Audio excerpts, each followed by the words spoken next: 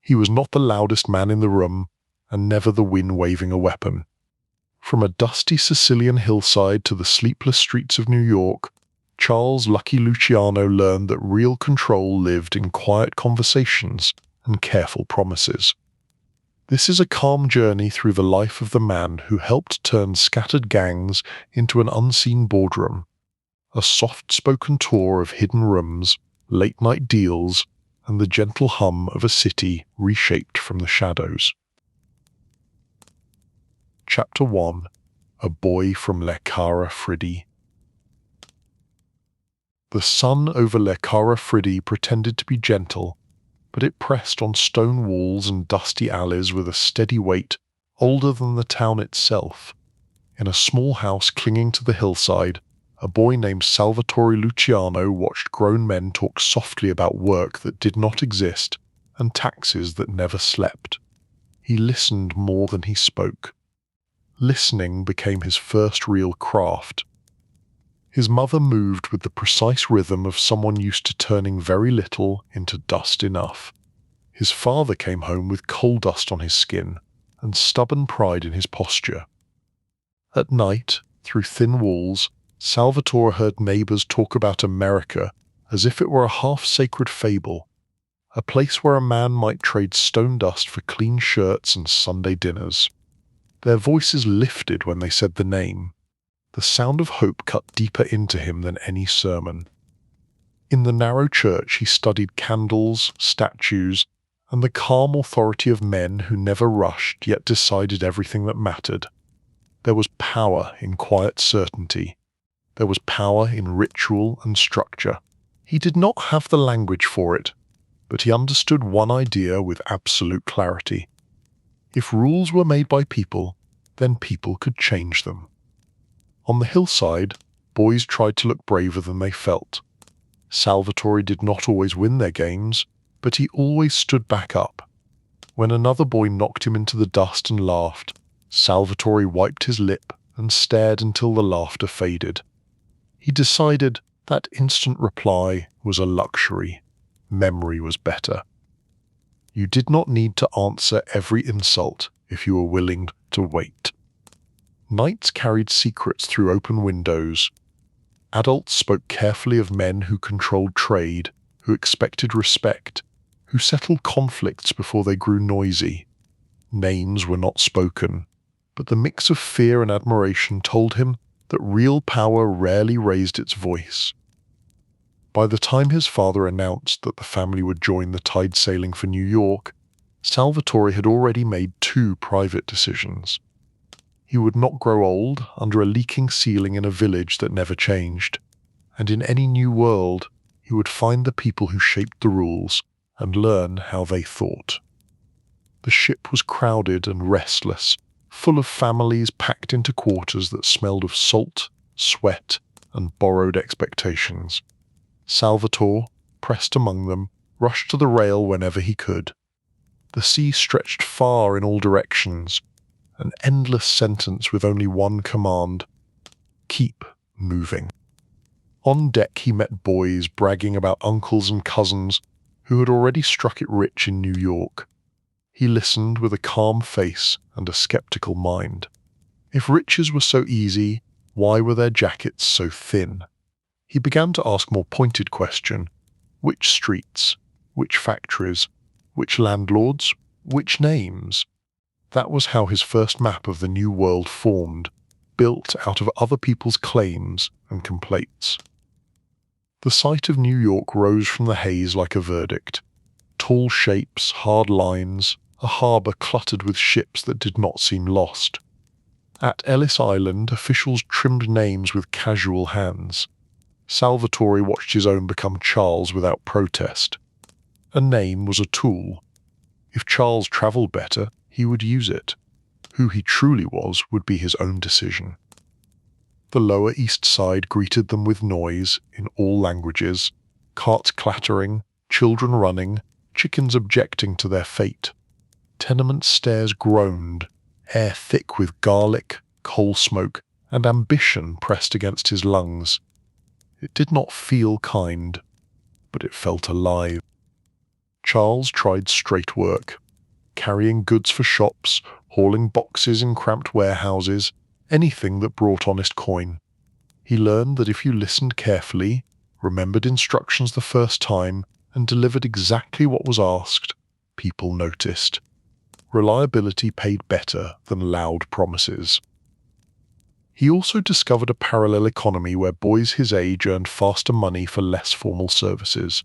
Watch over carts, signalling if trouble walked toward a doorway, sending bettors and buyers to the right back room, introducing worried merchants to men who solve problems for a fee. These small jobs smelled faintly of danger and stronger of opportunity. At night, in the cramped family room, he replayed the streets in his mind.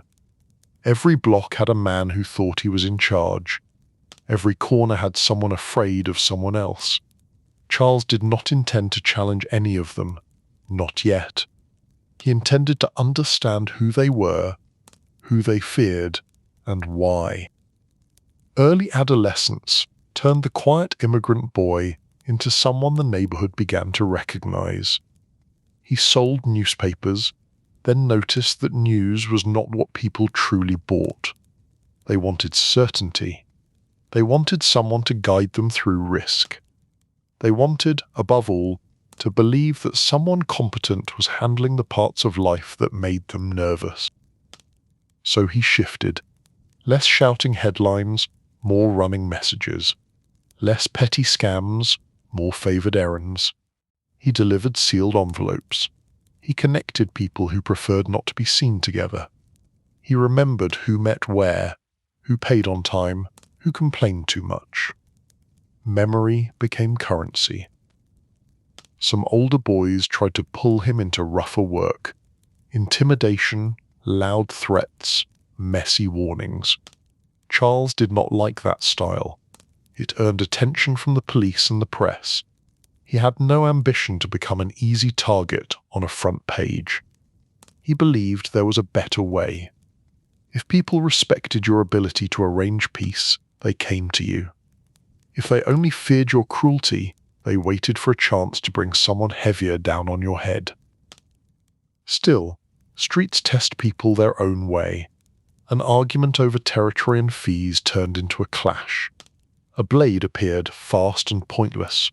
Charles walked away, marked but breathing, surviving a situation others expected to end badly. Word travelled faster than he did. Lucky, they started calling him. At first a joke, then a habit, then something sharper, like a carved edge.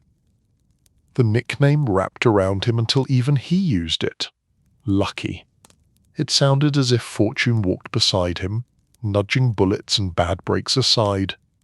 He knew better. It was not magic. It was preparation, attention, and a refusal to panic. But if the world preferred to think he had some unseen protection, he would not argue. With the name came invitations. Men from the 5 Points Circle, with polished shoes and careful smiles, asked him to run more delicate errands. They valued his languages, his steady nerves, his habit of listening twice before speaking once. He studied them as he worked, who deferred to whom, who stayed calm, who tried too hard to look dangerous. He stored each impression like a note in a ledger. He ignored chances to indulge petty cruelty. Causing pain for its own sake bored him. He wanted a world where his word could shift money, settle disputes, and travel through rooms long after his footsteps moved on. For that, he needed discipline. The loud boys might burn bright for a season. Lucky planned for a longer run.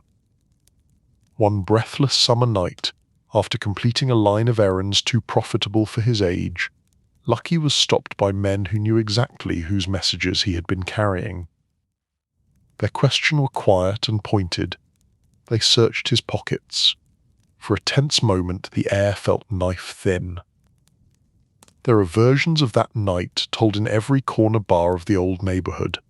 Some claim he was left in an alley and rose again as if protected by some unseen promise.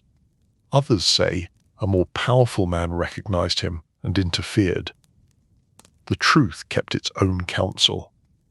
What mattered was that he walked out of that encounter alive, marked as a boy who did not go down easily.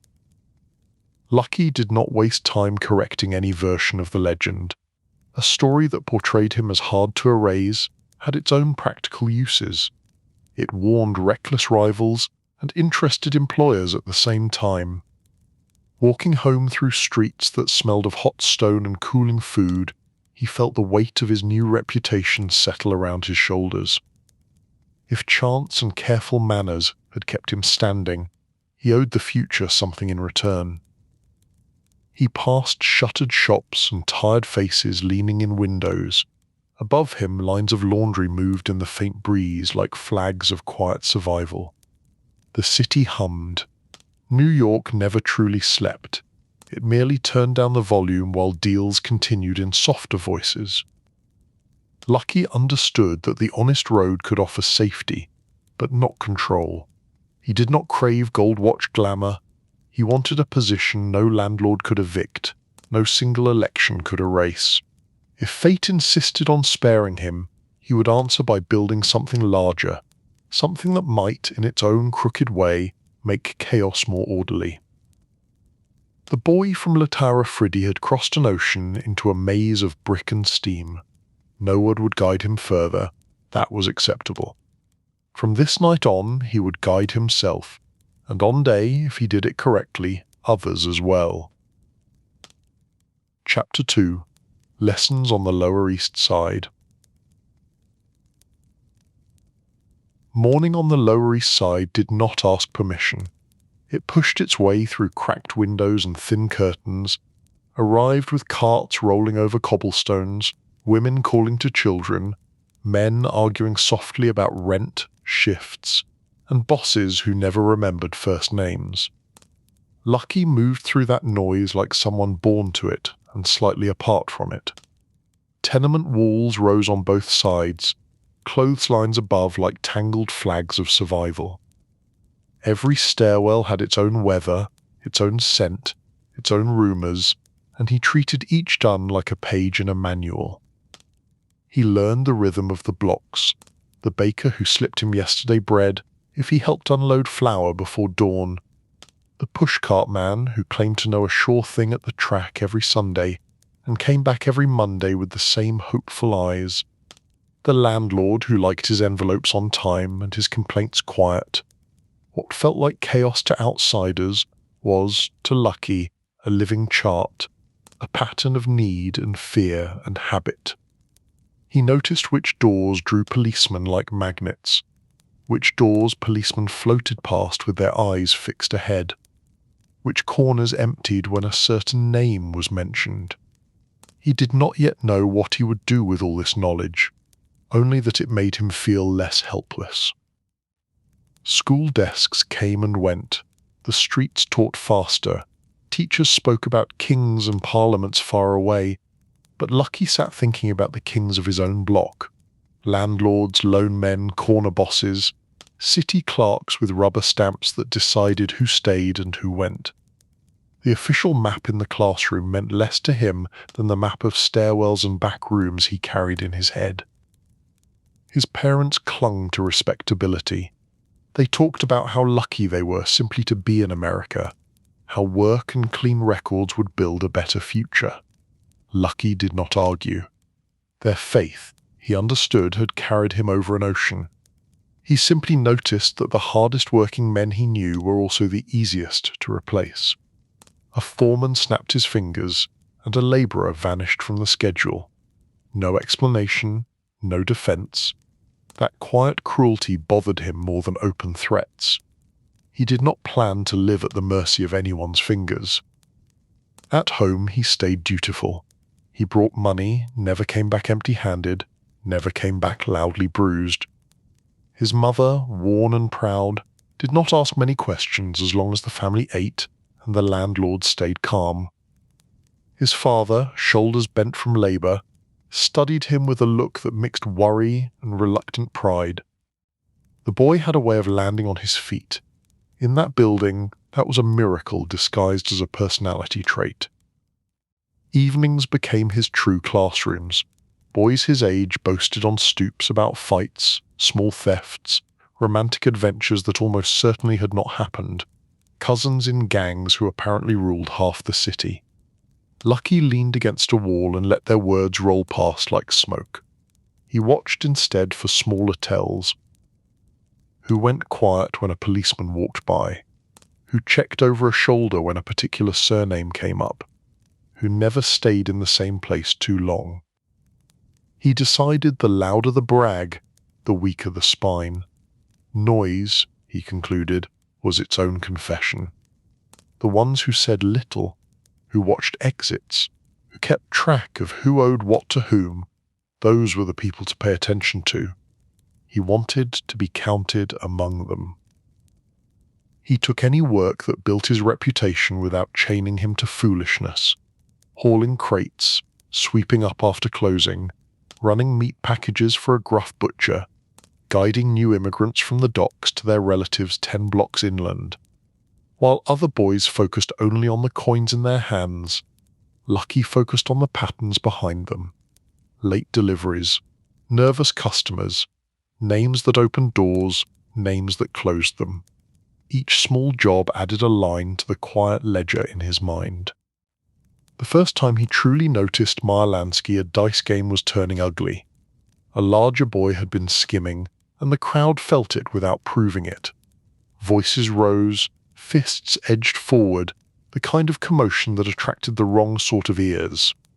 Meyer, small and serious, stepped into the middle, not with threats, but with calm explanation. He broke down the angle of throws, the false odds, the trick in the boy's hand. In a few clear sentences he stripped the cheat of mystique. Lucky watched from a doorway and filed away the sight. Here was another way who preferred precision over noise, math over muscle. Later they met again near a candy store, exchanged a few dry comments about fair games and unfair people, and something settled between them. They were not impressed by the same things that impressed the others. In those early talks, short and sharp, each recognized the other as someone thinking past sunset. Meyer had numbers in his head, Lucky had faces and motives. Elders might have seen a line between them, one from this community, one from that.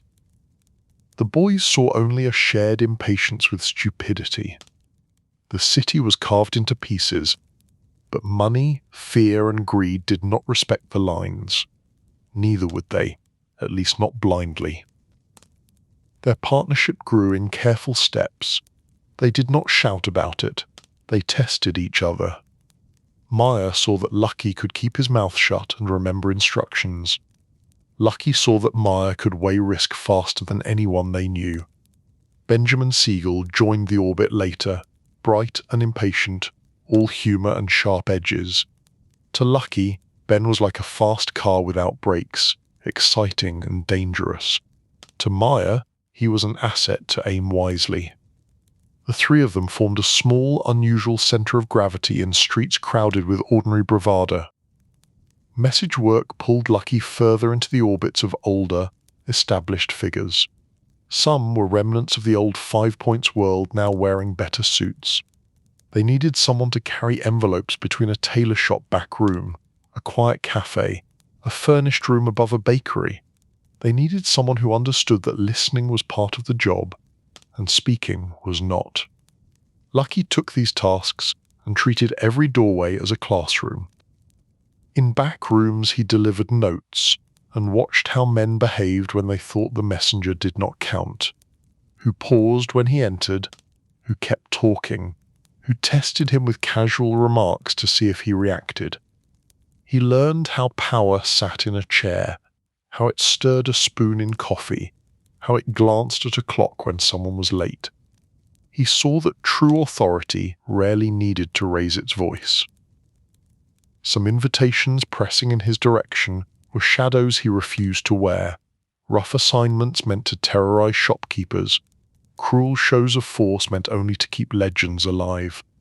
There were boys who begged for that work. Let them have it.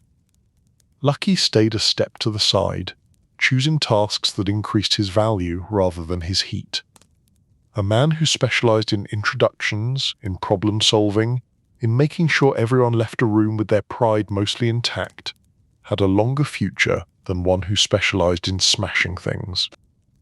His private rules of loyalty sharpened. Loyalty, he decided, was not blind. It flowed toward men who treated their people as partners in gain, not as expendable armor. A boss who kept his promises, limited recklessness, and shared profit fairly could expect Lucky to stand by him. A boss who lied to his own crew or courted publicity at their expense would find Lucky standing slightly behind him, watching, calculating, ready to move on. By the time he was nearing manhood, he had become a quiet fixture in certain circles. When a dispute threatened to flare between two men of weight, someone might suggest letting Lucky carry messages. When outsiders needed assurance that a deal would be honored, someone pointed in his direction. He had earned a reputation as the person you called when you wanted something done without extra noise. Then came the night that wrapped itself around his name. An abduction, a beating, a drop on the side of a road or an alley or a pier, depending on who told it. Some versions insisted he was left barely alive. Others said powerful men stepped in. What remained fixed was this: he endured something serious, and he walked away from it. When he reappeared, marked but alive, the nickname Lucky hardened into something almost sacred in the neighborhood imagination. Men who might have finished the job hesitated, glancing at him as if he carried a private treaty with fate. Superstition has its own logic, and he was content to let it work in his favor. He did not waste time retelling or correcting the legend. In his mind, the lesson was simpler. He had survived because he understood people, rooted, because he had placed himself where some men quietly preferred him alive, and because he knew that panic never helped. If others wanted to believe in charms and miracles, that was their business. He would continue believing in preparation and controlled risk. The Lower East Side had tested him, taught him, humiliated and hardened him, given him partners in thought and in crime. It had proven to him, day after day, that the future would not belong to the loudest or the cruelest, but to the one who could read a crowded street like a ledger and calmly decide where to place himself in it. He intended to make that future his own. Chapter 3: Prohibition Nights and Quiet Arrangements. The day they tried to turn off the nation's thirst, New York responded with a raised eyebrow. Saloons closed with theatrical sighs, inspectors shook hands, speeches were made about decency and reform. Then, as the first dry evening settled over the streets, people simply adjusted. If the law said no more public drinking, then drinking would move somewhere less public. It was not rebellion in the heroic sense. It was habit looking for a side door. Lucky watched it all with the calm of someone examining a puzzle he already understood. The Volstead rules did not erase desire. They separated those who drank from those who could supply. Between them stretched a gap now covered by risk. And where there is risk, there is profit for whoever can manage moving pieces without letting them fall. The first wave was clumsy. Cheap backyard bottles, trucks too obviously loaded, loud crews boasting about hidden bars that were not very hidden. Police, reporters, preachers, all had an easy time finding their examples. Lucky saw in that chaos a simple opportunity. While others rushed in eager to play hero in their own stories, he would do what he always did: study, plan, and build something that did not depend on luck, no matter what people liked to call him. He and Maya sat at small tables in ordinary cafes, leaning in over cups of weak coffee and silent arithmetic. They sketched routes with their words.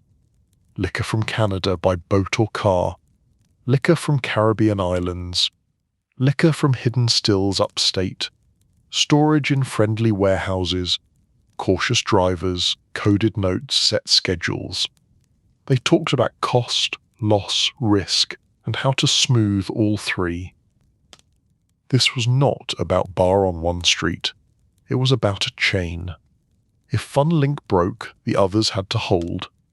The trick was not to dominate every link personally, but to coordinate and influence the right ones. Others could handle the dirty lifting, so long as they listened. If they did not, if they hijacked shipments or drew headlines, they would be corrected. Not to satisfy honor tales, but to protect the system. Lucky liked that word, system. It sounded clean even when built on crime. It suggested rules, limits, expectations.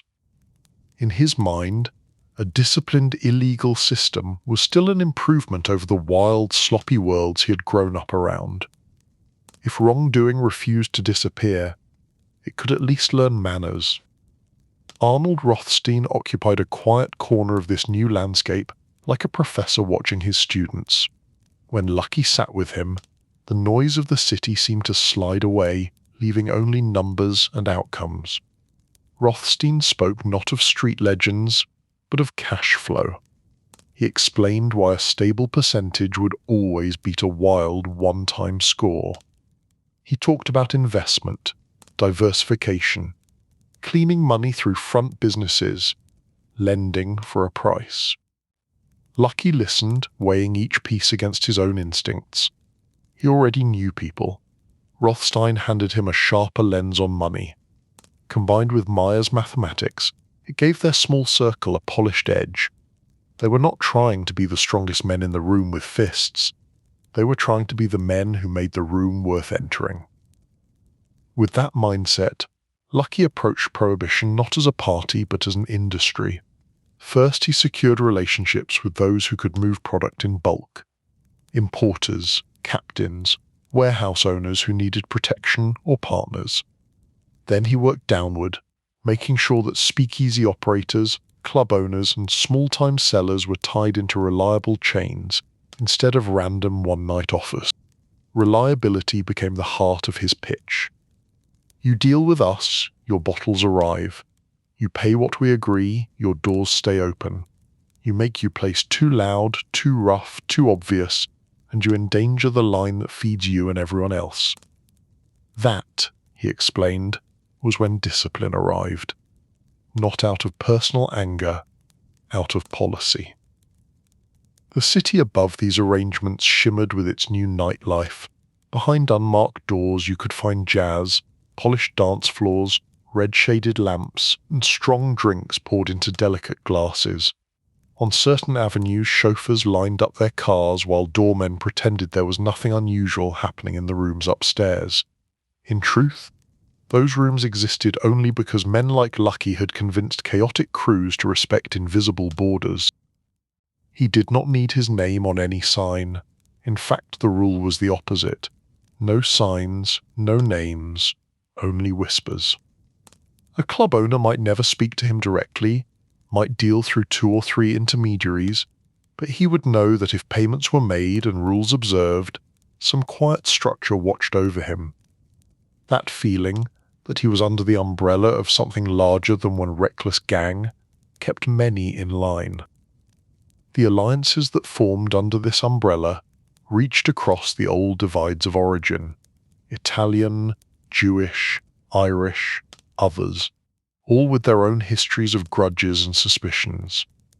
Lucky stepped between them with a calm suggestion. Share the areas. Share the routes. Put greed into a ledger instead of a gunfight. You make less noise, you live longer, you still make more than enough. It was not a moral argument, it was an efficiency argument. For most of them, that landed better than any sermon. Men who might never have sat at the same table in another era now passed information through shared channels. You run this dock, we use that contact, they handle this uptown distribution. Each took a slice. Each understood that if they shattered the arrangement, they would face not just one rival, but the whole circle that valued order. In back rooms of modest restaurants, they worked through frictions. Someone claimed another was shipping through his block without permission. Someone suspected a hijack staged by a supposed ally. Lucky would listen, eyes half closed, then restate the facts until all excuses sounded thin. If a man had crossed a line by mistake, he was given a chance to repair it with money and apologies. If he had crossed it on purpose, he learned quickly that the system was less forgiving than the individual men inside it. His gift was making hard decisions sound like natural consequences. He did not rant, he did not pound the table. He described why a certain action could not stand if they wanted to preserve the larger machinery. He made self-interest feel like responsibility. Many of the men around him, not used to thinking past next week, found themselves following his logic simply because it allowed them to sleep easier. At the same time, he was careful with his personal image, while others soaked in the glamour of the era, showing off cars, furs, and crowded tables of admirers. Lucky kept his surplus quieter. Good suits? Yes. Nice rooms? Yes. But not a circus. If he enjoyed the night, he did it with a controlled posture. Never drunk enough to be sloppy, never loud enough to be quoted. When police questioned him, and they did, he behaved like a slightly insulted but patient citizen. A businessman, he would suggest, friendly with many people, often in the wrong place at the wrong time. They pressed. He stayed calm. Anger would not help. Outrage would not help. Numbers, records, missing direct ties, those could help. For a while they did. He had another rule. The more important he became, the less he allowed himself to appear indispensable. If a man is seen as the only pillar, the entire temple is aimed at him. Lucky preferred to look like Wed among a circle. Influential, yes. Central, perhaps. But not a king. Kings, he liked to say in his own mind, end up on coins or in graves. Neither appealed to him. In private conversations with Maya, he spoke bluntly about the future. Prohibition had an expiration date stamped invisible but certain. Eventually the government would admit the obvious, that the law had turned half the country into quiet liars and the other half into busy suppliers. When that day came, the liquor river would move back into legal channels.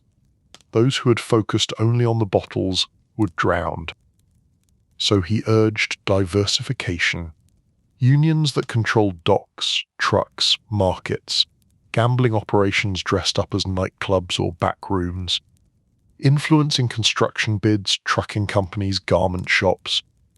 If there was a place where money flowed, they aimed to place a valve there, not to strangle, but to skim. It was preparation for a time when their current richest trade would evaporate overnight. In this way, Prohibition became more than a gold rush. It became a rehearsal for a broader design. Lucky discovered who among his peers could think in systems and who could not. Men who understood the plan remained close. Men who insisted on treating every day like a separate war edged toward the margins, useful in their way but not invited into the deeper talks. On the surface, he was the architect of flowing liquor, the calm presence in a storm of jazz and whispered sins. Underneath, he was setting the foundation stones for something he believed would outlast any single law, organized cooperation between criminal groups, governed by rules enforced from within. It was, in his mind, a strange kind of order, a shield against the wasteful brutality he had seen in his youth. He did not pretend this made him a hero. He simply believed that if power was going to concentrate somewhere, it might as well concentrate in hands that preferred planning to chaos. Others would judge the morals later, he told himself. For now, he was interested in whether the machine worked. And it did work, for a while. Trucks rolled, bottles poured, envelopes travelled. New York danced through the dry years on wet floors.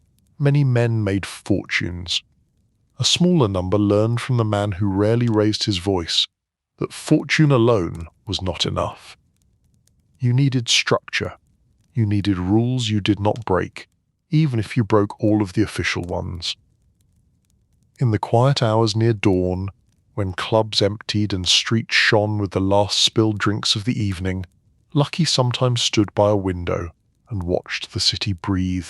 He had taken the lessons of a boyhood spent in tenement shadows and turned them into a blueprint that now stretched from basement bars to backroom councils. It felt to him like proof that he had been right all along. Power belonged to those who understood how things fit together. Chapter 4. The Castellammarese Storm in a Sleeping City. The war arrived politely at first. It was not called a war yet, only tension, a bit of strain in conversations, an extra tightness at the edges of smiles. Old-world bosses had always lived inside these circles, men who brought Sicilian caution and ceremony to New York streets. But now their habits began to clash with something newer growing in the shadows, something that looked suspiciously like modern management. Giuseppe Masseria liked the sound of being called boss of bosses. It suggested the city was a single table with one chair at the head, his chair, and that others should be grateful for any crumbs.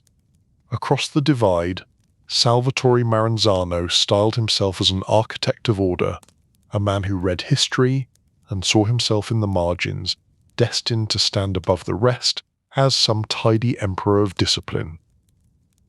To both men, Lucky Luciano was useful, ambitious, and in need of clear supervision. To Lucky, both men were problems disguised as tradition. He had grown up respecting the codes that kept desperate men from acting entirely without rules. But this was different. New York was not a village with one road and one church. It was a machine of steel and steam. Trying to run it with old declarations and unchecked vanity felt like insisting a horse cart could pull a locomotive. Masseria demanded loyalty in the form of blind obedience, tribute that never ended, feuds that never quite died. Maranzano promised a more structured alternative, yet still placed himself at the top of a pyramid that looked suspiciously like another throne. Each side gathered supporters. Each side whispered that the other had disrespected ancient codes.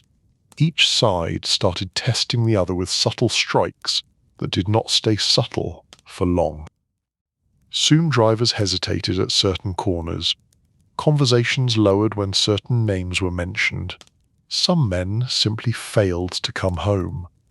Newspapers hinted at gangland troubles, their language far more dramatic than their details, but not entirely wrong. The city did its usual thing, stepping over headlines on the way to work. For most citizens it was background noise. For Lucky, it was a personal irritation.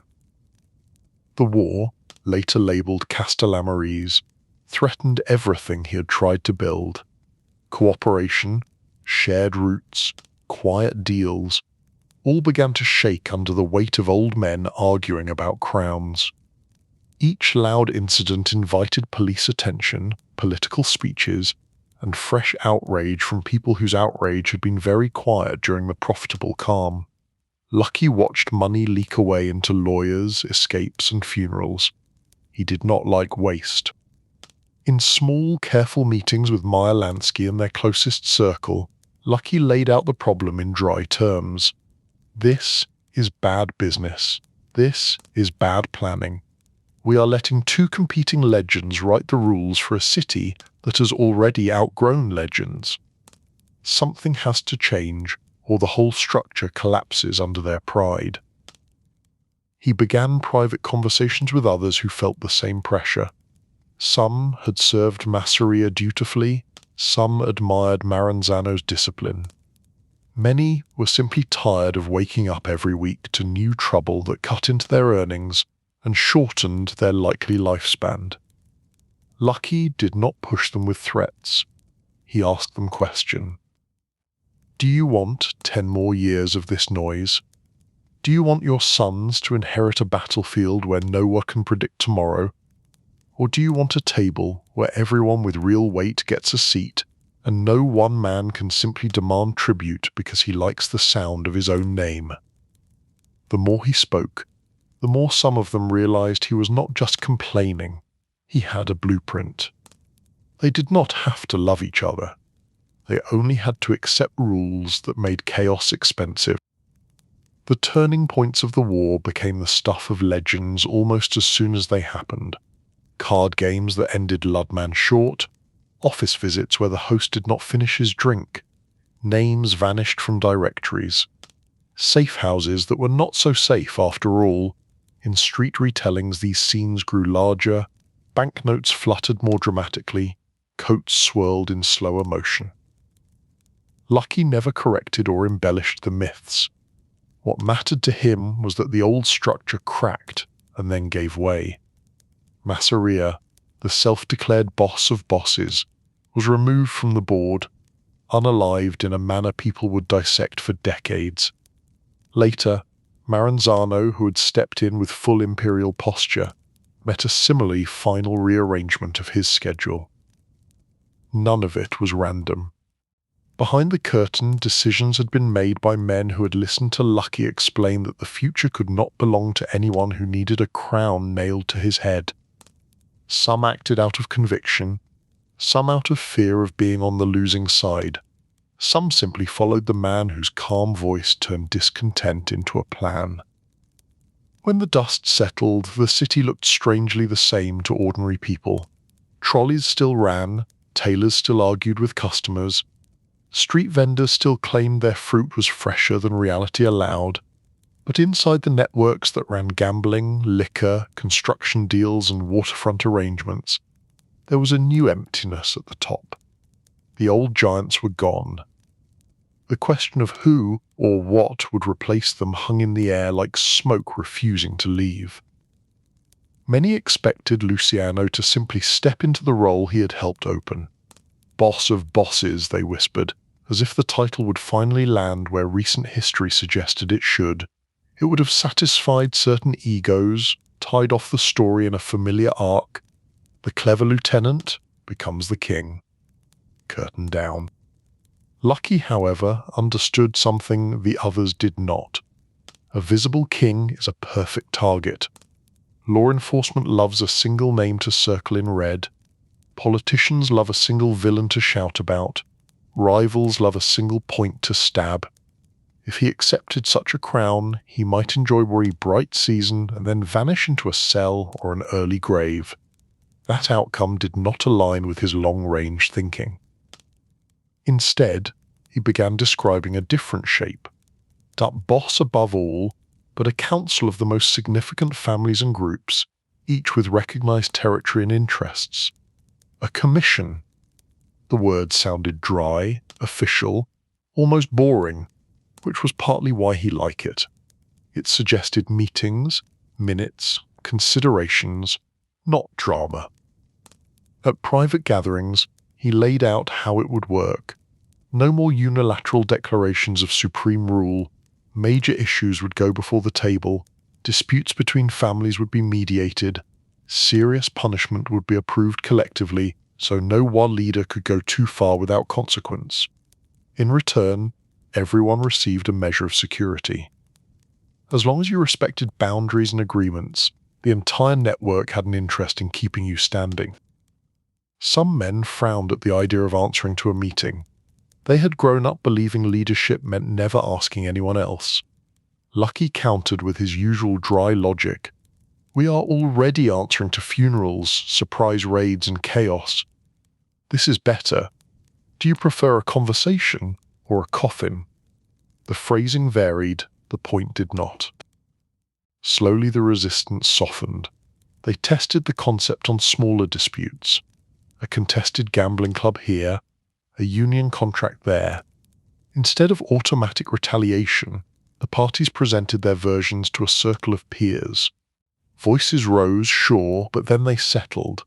Votes were taken and enforced. To the surprise of many, it worked. Fewer bodies turned up where they should not.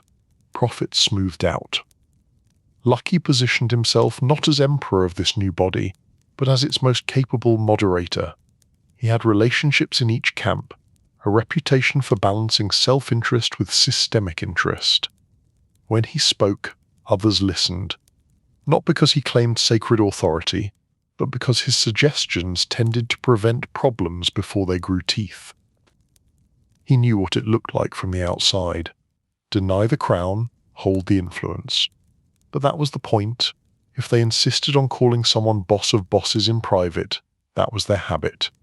Publicly, there was only the commission, a shape hard for prosecutors to sum up in none angry headline. One evening, after yet another quiet meeting had turned a potential war into a signed understand, Lucky left the restaurant by a side door and walked a short distance alone. The city air was cool, touched with exhaust and street food and whatever else hung over New York at that hour. He paused under a modest street lamp and considered how far he had travelled from the hillside in Le Cara Friddi, from the cramped stairwells of the Lower East Side. He had helped unmake order and replace it with another, softer-voiced, sharper-edged, made of agreements instead of decrees, still criminal without question, but less random, less loudly destructive. He did not mistake it for virtue, yet in his particular scale of values, he preferred this careful architecture to the noise that had come before. A streetcar rattled past carrying workers who had never heard of Masseria or Maranzano, who would never know that their quiet ride home depended in some small way on men like Luciano deciding that open conflicts were bad for business. The irony was not lost on him. Stability, no matter how it was purchased, rarely received a thank you. Lucky adjusted his tie, stepped back into the night rhythm and returned to work. The Castellammarese storm had cleared. Now came the real project, turning the fragile calm into something that could hold. Chapter 5.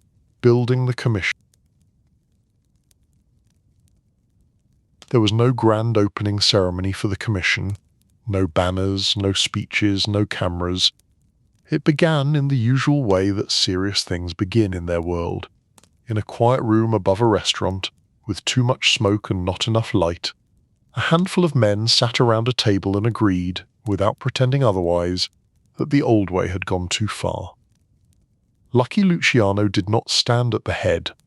There was no head, just a table and chairs. That was part of the point. The era of single kings had ended with Masseria and Maranzano. The lesson had been clear to anyone who could count. Crowns attracted bullets, headlines, prosecutors, and enemies with long memories. A council, on the other hand, could spread weight and attention across several shoulders. He spoke simply. Each man here controls something: streets, unions, docks, gambling, people. When one man decides alone, the rest feel forced to choose sides. That brings chaos. Chaos brings heat. Heat brings raids. Raids break the machine. You all lose. So, stop making it easy for the law. We decide big things together. We recognize each other. We respect boundaries. We grow richer by staying out of the newspapers. The words were not poetry. They did not need to be. They were a clear road sign. Enough of the old chaos. Time for a kind of order, however crooked its foundation. The basic lines were drawn first in talk and memory. New York would not be run as Zod Kingdom. It would be divided into families, each with a seat at the table. No one family would publicly stand above the others, no matter what private loyalties whispered. Territories overlapped more in influence than in maps, but patterns emerged. This group had strength in Brooklyn, that and in the Bronx, another in parts of Manhattan, another around certain docks, certain neighborhoods, certain industries. Agreements were sketched. You do not move hard into another family's established game without talking first. You do not start a war over some corner bar without coming to the table and saying, This is the issue, this is the slight, this is what I want. The others listen, and if they believe you, they back you. If they do not, they tell you to adjust your pride and move on. It sounded ambitious, almost civilized, certainly strange for men whose reputations had been built in alleys and backlots. But wealth and age had taught many of them the same thing. Calmer years felt better than waking up every morning wondering who had chosen today as the day to start shooting over 10 feet of pavement. Lucky watched the first tests of this new idea with measured patience. A dispute over a gambling house near Midtown, another over a union local at the docks.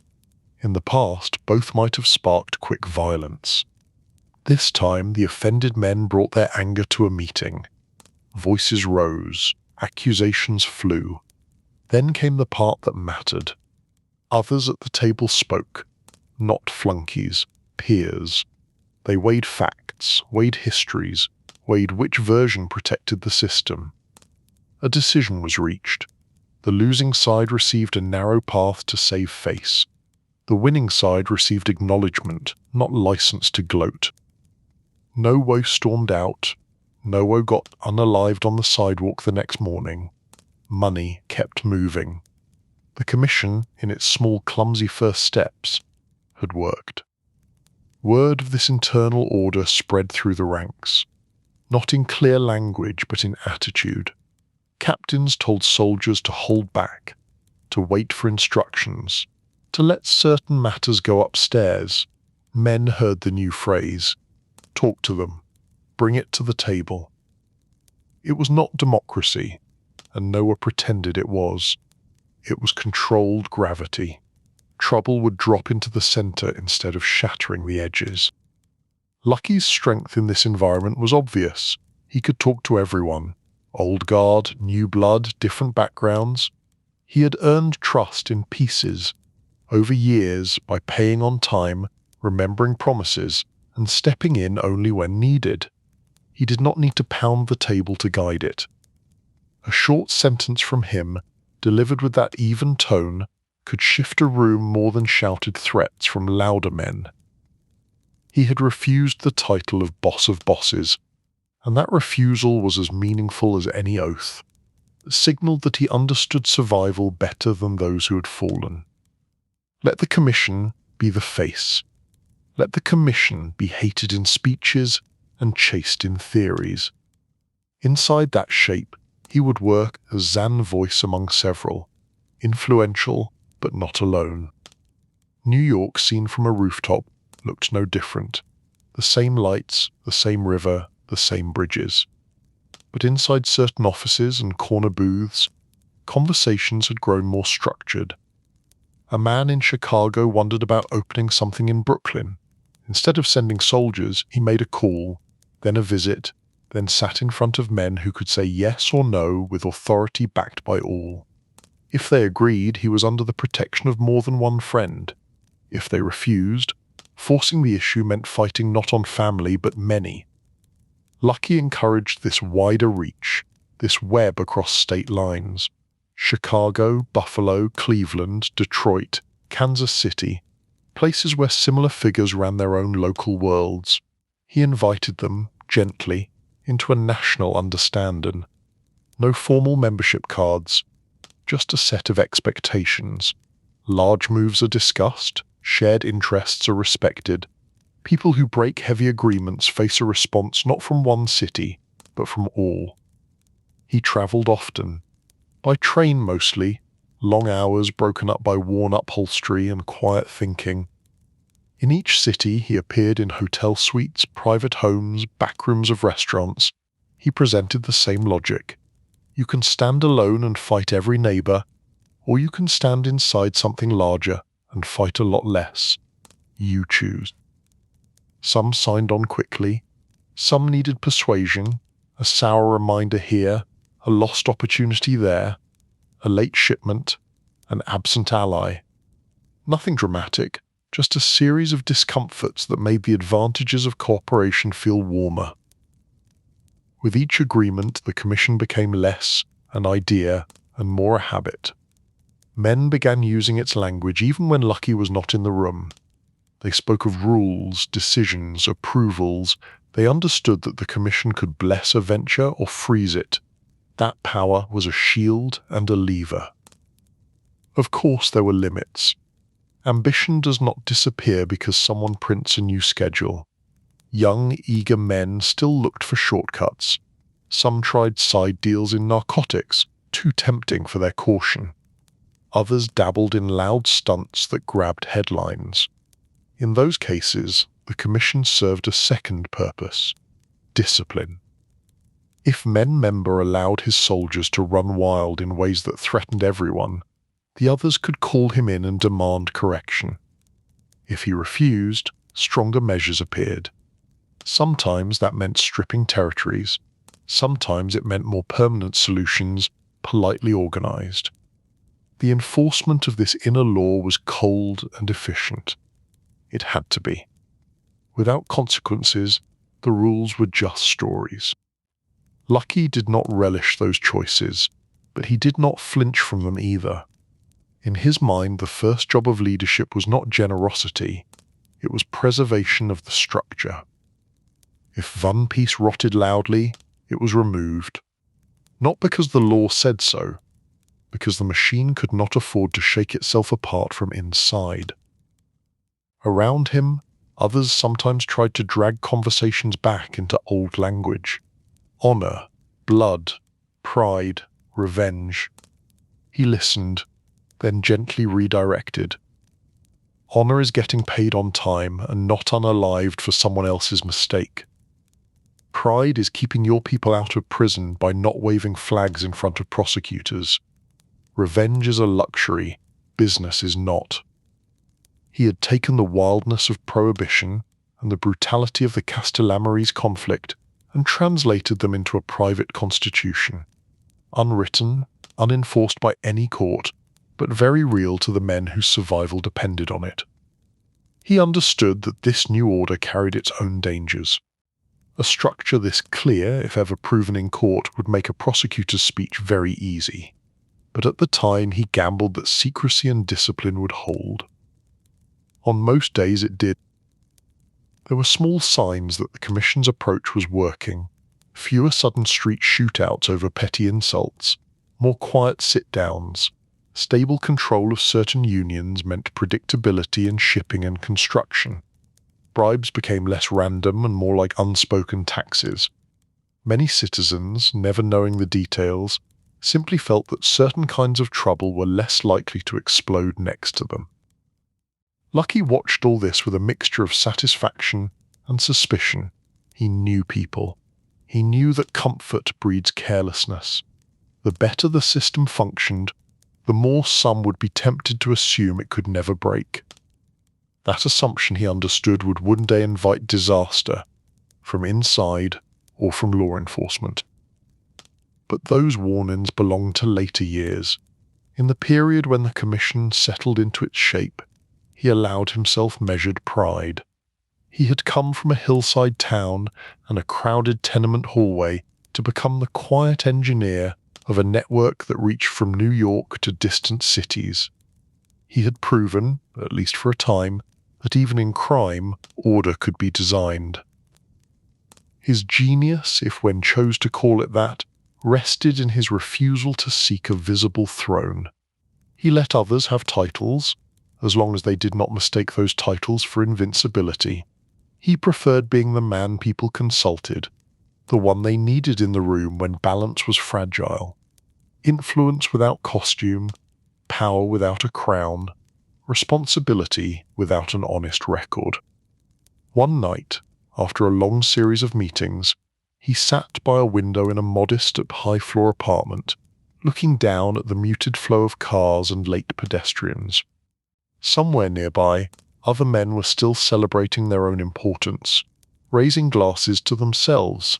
That had never appealed to him. He thought instead about the children in the same kinds of tenements where he had grown up. They were still waking to the same mix of hope and pressure. Many would chase straight lives, some would drift his way.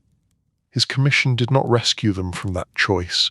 It merely promised that, if they entered his world, the ground there would be less wildly uneven than it had been for his generation. He told himself that was something, a small, bitter kind of improvement. Whether that comfort meant anything in the wider scale, he left to other people and other knights. His job, as he saw it, was to keep the machine running, to keep foolish wars from burning down the profits and drawing too many eyes. For a while, under his quiet guidance, it worked. The city slept, mostly unaware, while a council of criminals met like executives and decided how to keep the darkness calm. Chapter 6. The Quiet Investigation. Midtown suited his new image. Crisp suits, polished shoes, quiet confidence. Lucky walked through hotel lobbies and nightclubs like a man checking on a business he had every right to be proud of. The maitre d' knew him. Bartenders poured without asking. Coat-check boys watched him with that mix of curiosity and caution reserved for men whose names travelled faster than their footsteps. He liked certain routines, a particular table, never against the wall but never too exposed, a drink poured just right, a view of the door without staring at it. Associates came and went, leaning close to talk. Numbers, routes, small adjustments, a change in a union contact, a dock that needed smoothing, a reminder that some club owner was late on his obligations, all of it handled in low tones, folded into a broader pattern that seemed, from his chair, under control. To outsiders this was glamour, the elegant side of criminal whispers. To Lucky, it was housekeeping. The whole point of the commission, of the careful networks, was to make days predictable. Keep tempers low, schedules tight, everyone earning enough to ignore their doubts. He had spent years designing an order where his world could function almost like a company. That stability, he believed, would keep him safe. Order as armor. Across the river of light, in offices with metal desks and bad coffee, other routines were taking shape. Files grew thicker. Names appeared and reappeared. Eunice Carter, precise and relentless, sifted patterns through statements that others had dismissed. She saw that certain vice operations that preyed on vulnerable women and desperate clients were not isolated. Addresses overlapped, protection names repeated, money trails bent toward familiar circles. When Thomas Dewey stepped into the picture as special prosecutor, he did so with a taste for structure very much like Lucky's, only pointed the other way. He was not hunting stories about wicked men in smoky corners. He was hunting proof of a system.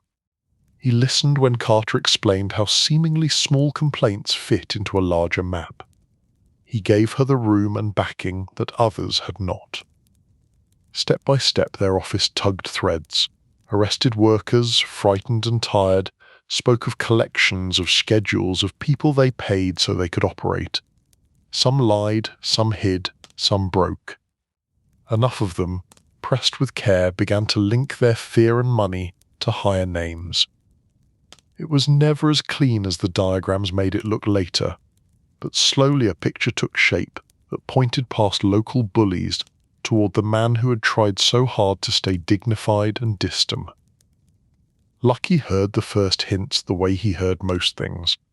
A warning from a lawyer friend, a report of an unusual line of questions from detectives, a sense that certain houses and hotels were getting specific attention, that warrants had begun to land where previously only envelopes had circulated.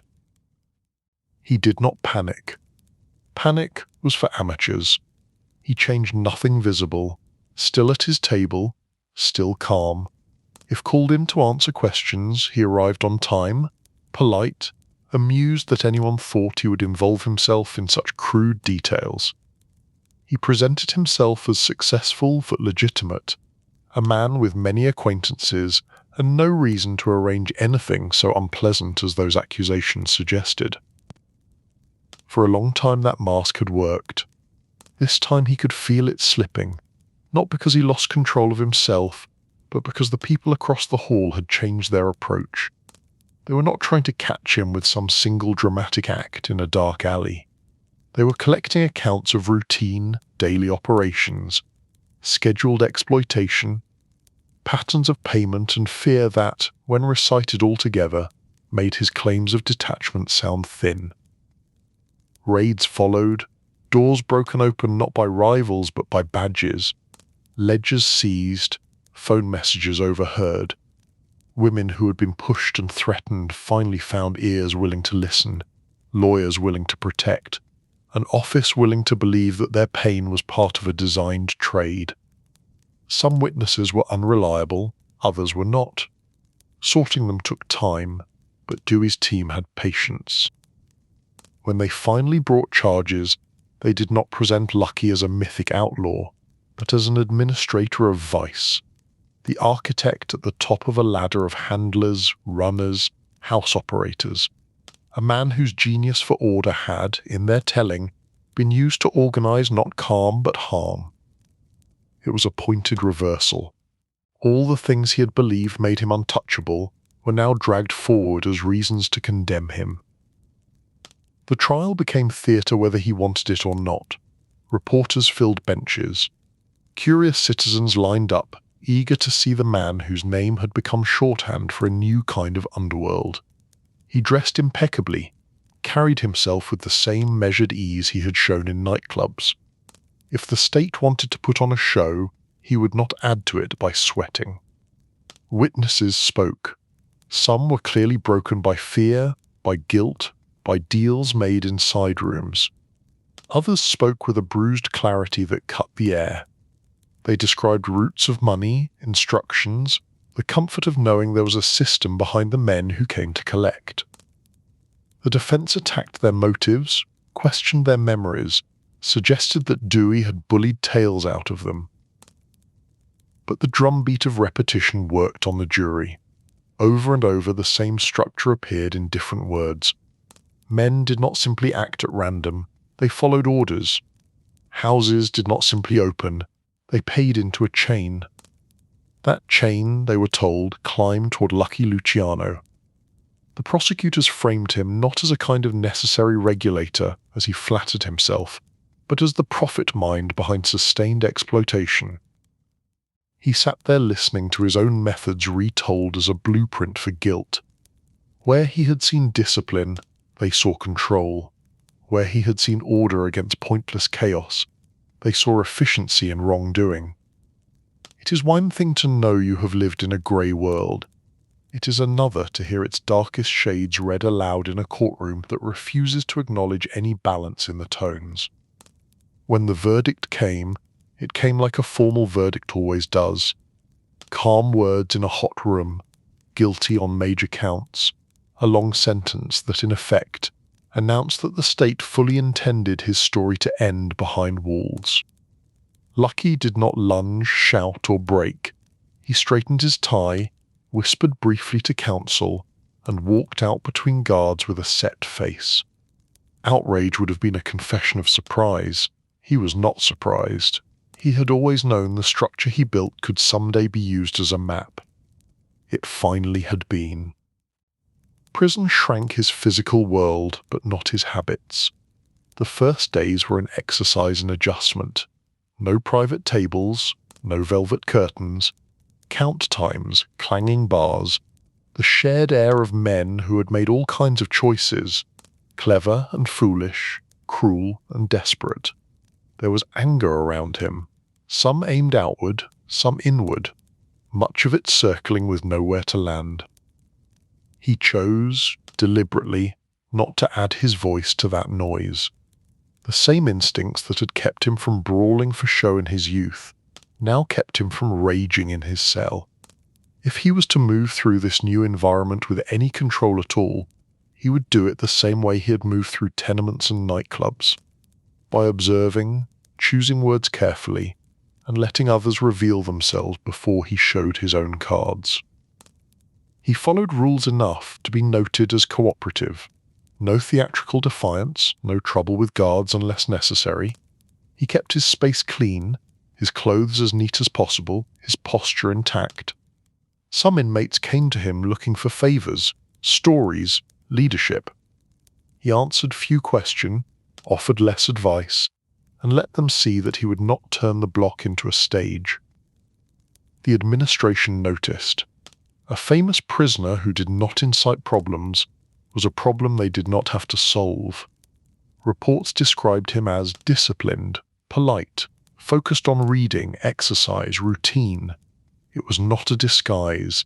It was the same core he had always carried, now applied to a narrower field. In the quiet hours, sitting on a hard bunk with a book half open, he would allow his mind to wander back over the path that led him there. Lecara Friddi, Lower East Side stairs, speakeasies, commission meetings, smoke-stained conference rooms where men praised his sense. He knew very well he was no victim of pure misunderstanding. He had taken what he wanted from the world and given back a version of order that served him first. But he also saw the irony. The qualities that had set him apart from clumsy rivals, that had reduced certain kinds of random damage, had now been sculpted into the very weapon used against him. The law had finally caught up, not by chasing every shadow, but by embracing his own belief in structure. It had drawn a line from the bottom to him, the way he had drawn lines from him down. There was bitterness in that. There was also a strange, cold acknowledgement. He had always said that power belonged to those who understood systems. Now, sitting behind walls, he watched another system bending toward its own needs, using him as an example, rather, for the raya. Time in confinement is measured less by clocks and more by tiny routines. Lucky broke the years into small disciplines. Reading to keep his mind from rusting, letters dictated with care, occasional visitors, some loyal, some curious, some clearly there to be seen visiting for their own reasons. He greeted them all with the same reserved courtesy. Rumours moved in and out of the prison like drafts. The outside world changing. New threats, new indictments, new alliances. War clouds forming beyond the ocean. Strikes and ships, and whispers that the government might yet find use for men who understood the waterfront. Lucky listened without leaning too hard on hope. Hope, like fear, could make a man careless. He had no intention of breaking. If this cell was to be the last address in his story, he would occupy it on his own terms. If it turned out to be only one more stop on a longer road, then every day of continued discipline would serve as quiet testimony that he could still play a patient game. For now he did what he had always done. He watched, he learned the new rules, and he waited for the moment when someone, somewhere, would need the kind of order he knew how to sell. Chapter 7. War Favors. Winter light slipped through high-barred windows and dragged itself across the prison floor. Lucky watched it the way he watched everything, quietly, as if it too were part of a pattern. Years inside had not dulled that instinct. He rose at the same hour, folded blankets the same way, kept his shoes clean, his posture straight. Some men surrendered to the slow crush of routine. He turned it into a small exercise in control. The outside world arrived to him in fragments.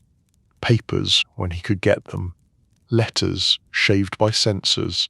Hints in guards' conversations. Europe sinking deeper into conflict. Headlines about armies, invasions, ships lost at sea. At first it was distant thunder, important to men in offices, not to a prisoner in a cell upstate. In time, that thunder rolled closer to New York Harbor. Ships burned under strange circumstances. Warehouses suffered sudden fires. Rumors spread that enemy agents were slipping through docks, that sabotage and fear had found the piers where longshoremen loaded the nation's supplies. War needed a safe harbor, but the harbor had its own unruly loyalties. Somewhere, in that rising worry, A thought surfaced in official circles. There were men, they said in deliberate tones, who already controlled the docks, men whose influence could steady the piers, men with names that did not appear on company payrolls but were carved into the daily habits of stevedores and foremen. One of those names was Charles Lucky Luciano. It was an uncomfortable idea for respectable desks. To protect ships, they might have to speak, indirectly at least, with the same forces they had devoted so much energy to condemning. But the ocean was unforgiving, and the prospect of enemy hands on American fuel and munitions was less acceptable than a quiet understand with a man behind bars. Channels opened in the shadowed way such things always did, note grand envoys and signatures, but visits that carried suggestions, interviews under bland headings, questions about who on the docks could be trusted, how to calm fear, how to make sure longshoremen cooperated with security, rather than quietly resisting it. Word reached Lucky that his name was being used in conversations again, this time joined with the words assistance and security.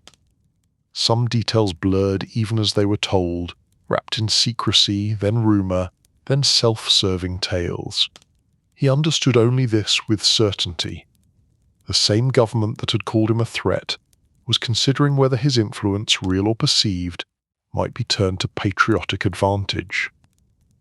He did not waste time on offended pride. Principle was never his sharpest tool. Instead, he recognized an opening. If there was a way to turn cooperation into leverage, he would take it. According to accounts that would later clash and contradict one another, assurances travelled out from him or in his name, that if certain men were spoken to, if certain channels were respected, the docks could be quieter, less porous, more watchful for foreign troublemakers. How much he directly commanded from behind walls, how much others did while using his reputation as a password, remains a riddle historians continue to pick at. But in the minds of key officials in Albany and beyond, a connection had formed. Luciano equaled influence. Influence equaled potential help. Potential help, in wartime, carried weight. The stories stretched further. When Allied forces looked towards Sicily, talk rose that contacts with local power brokers might ease landings, reduce resistance, smooth the transition. Some later swore that Lucky's roots and networks played a part in those introductions. Others dismissed this as myth layered over necessity. Lucky himself, true to habit, let the cloud of suggestion work to his benefit and declined to clarify more than was useful. For him, all of it narrowed to practical hope. If those in charge believed he had helped preserve ships or shield the invasion of the island that had once been his home, they might decide the long sentence already served its purpose, not from mercy, but from calculation. A commuted term could be justified to the public as a reward for war service. So while the world spun faster outside, he remained steady inside. No fights, no scandals, no grand speeches. Let the records show a disciplined inmate. Let the rumours show a helpful man. Let officials with ambitions see an opportunity to present themselves as both tough on crime and smart enough to use every tool in a crisis. Committees reviewed, lawyers argued, prison officials reported that Luciano had conducted himself without trouble, that he had, if anything, supported order within the walls. Intelligence officers, formal or otherwise, hinted that his cooperation, direct or indirect, had aided efforts on the docks and abroad. The full truth hid between redacted lines and careful phrasing, but the direction was clear. In time, the decision came down. His sentence would be commuted, not erased, not apologized for, but shortened in recognition of assistance rendered during war. It was official language wrapped around a deal only a few fully understood. Lucky read the terms and saw what lay behind them. Power, once again, had responded to usefulness. The paper that promised his release carried its own price in the fine print. he would not be returning to his midtown tables or Lower East Side haunts. Commutation arrived hand in hand with deportation. The country in which he had built his influence, shaped his strange order, and been condemned for it, no longer wished to host him. He felt the cut of that condition more sharply than he let anyone see. America was not a flag and skyline to him. It was his chosen ground, the board on which he had learned every angle. Sicily was memory, Naples was rumor, New York was reality, and reality was telling him to pack. On the day they moved him, there were no cheering crowds, only officials and the practiced steps of a transfer. Yet as the journey unfolded, between guarded cars and guarded rooms, he caught glimpses of the city that had raised and tried to bury him. Bridges he had once crossed in the night, towers that rose where old tenements had rotted, streets where his name had meant safety for some and trouble for others. He did not get a long sentimental tour, just flashes, enough for a man like him. That was all it took. Each fragment slotted neatly into his internal ledger. You played this place hard, he told himself without words, and it has played you back. Fair enough. On the pier as he was prepared for departure, the air smelled of salt and fuel and a faint echo of everything he had done. There were onlookers, some officials, a few reporters, some faces that might have been curious strangers or careful observers. The moment had a showpiece quality. The state wanted it clear. The famed organizer was leaving. Lucky carried himself the way he always had. Straight shoulders, unreadable face, suit arranged with more care than the occasion deserved. Anyone looking for a broken man would be disappointed. Anyone hoping for apology would not find it either. This was a transaction. He understood transactions. As the ship edged away from the coast, he stood at the rail under watch and looked back at the thinning skyline. Long before, as a boy, he had arrived facing that same stretch of buildings from the other direction, full of calculations he did not yet know how to name. Now he left as a man whose calculations had changed laws, lives, and his own fate. He did not wave, he did not curse. Those gestures were for people who believed their story belonged to the crowd. His story, as he saw it, had always been between him, the people close enough to matter, and whatever quiet judge kept count of balances unpaid. Deportation, though, was not a clean amputation. Influence is less a body than a rumor. It travels. Even as the water widened between him and New York, there were men in that city and others who still used his name as a reference, a warning, a brand. He knew that. He suspected, correctly, that letters, emissaries, and envoys would find him wherever he landed. On deck, watching the line of America settle into the horizon, Lucky did his old familiar thing. He planned. Exile in name did not have to mean irrelevance in fact. Naples, Sicily, perhaps other ports and islands that like visitors with money and history. Havana, with its casinos and shifting politics, might offer a halfway house between continents and reputations. He told himself its simple truth. They could put him on a ship, but they could not deport his understanding of people, of systems, of that narrow line between cooperation and control. And as long as he had that, the story was not over. It was simply changing language. War had taken him from prisoner to, in some eyes, reluctant asset. Peace was sending him away as a complication gracefully removed. Between those points lay deals that would never be fully written down. Lucky accepted that. He had lived his life in grey ink. Why should the record of his partial redemption be any clearer? For the men gathered at the harbour, it was a conclusion. For him, it was an intermission, a pause in city before the next act began in another, under a friendlier sun and a more complicated kind of freedom. Chapter 8. Deported, yet connected. The ship drew into Naples with a slow, deliberate grace, as if aware that of its passengers had spent a lifetime learning how to control arrivals. From the deck, Lucky watched the curve of the bay come into focus. The city rose in a jumble of rooftops and balconies, laundry drifting in sea air, church domes catching the sun. It should have felt like home. The language echoed his childhood. The hills were cousins to the ones above Le Carafridi. The light had that same stubborn clarity. Yet as he stepped down the gangplank under official eyes, he understood a simple fact. This was not his ground. He was not a boy returning. He was an exile arriving with a reputation louder than any welcome. Local authorities met him not with warmth but with protocol, a mixture of caution and politeness stretched over suspicion. He was lodged first under a kind of supervised hospitality, watched, measured, catalogued. They knew his history from reports and rumors.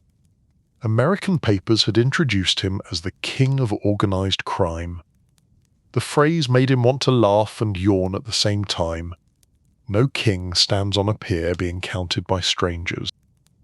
He moved through these first days carefully. As always, he observed police officers who tried to hide their curiosity, local officials rehearsing stern phrases, hotel staff who recognized his name and tried not to stare. Naples had its own underworld, its own codes. He was not foolish enough to drop anchor on someone else's shore without reading the currents. He kept his clothes clean, his posture unhurried, his tone mild. Let them see discipline instead of drama. Let them find nothing to arrest beyond the shadow of his past. If the Italian state wanted him quiet, he would at least choose his kind of quiet. Freedom, even paired with confinement to a foreign home, felt strange after prison. There were streets to walk, cafes to sit in, actual choices to make between one cigarette and the next. He established a small circle of routines: breakfast at the same cafe with a view of the harbour, a midday walk along the sea where he could watch ships come and go, occasional visits to tailors and barbers who pretended they were treating any other client while charging just enough extra to prove they knew that was not quite true. Inside this almost ordinary life, the past kept knocking. Old associates, newer bosses, curious intermediaries began to appear. Some travelled under plausible pretexts, tourism or business. Others came bluntly, eager to be seen paying respect. They met him in hotel lobbies and private rooms, shaking his hand with the careful respect reserved for retired generals or aging actors. The conversation started with pleasantries, health, climate, the food. Then they slid, as they always did, toward the networks that mattered. The boys are restless back home, routes are changing, the commission is evolving. Some men are pushing harder than you would have. Some are using your name. Some are not. Lucky listened more than he instructed. Officially, he was no longer part of any American hierarchy. Unofficially, his opinion still weighed more than most. He understood the danger of appearing to run things from abroad. Both governments would resent that. So he aimed for something subtler. Guidance, hints, warnings. Remember, he would say in his level way, stability first. Too many headlines are bad for everyone. Do not make the mistakes that put me behind walls.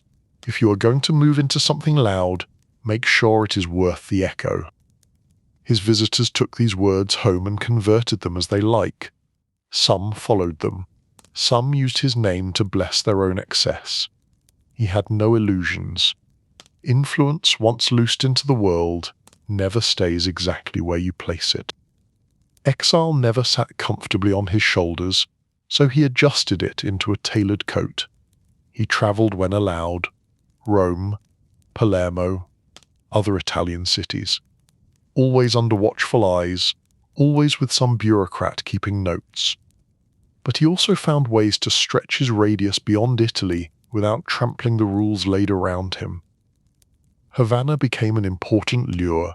The Cuban capital, with its casinos, hotels, and political flexibility, promised a stage where American interests and European exile could shake hands over green felt tables. For a time, it seemed like the ideal middle ground. Americans could fly or sail in without too many questions. Exiled figures could arrive with less fuss than if they tried to step back onto New York sidewalks. Stories began to circulate of Lucky in Havana hotels, a familiar silhouette at lobby chairs, a man who spoke softly with visiting bosses. There was glamour in the image, suits in the heat, cigars, orchestras drifting up from lounges, but underneath the postcards the work looked much the same as always. He urged cooperation. He balanced egos. He tried to keep ventures aligned instead of colliding. Havana was not his to own, any more than Naples was. It had its own power games, its own rulers, its own fragile bargains. But for a while, it allowed him to function as an advisor suspended between two continents, still relevant, still consulted, still perceived as the older mind in a room of younger noise.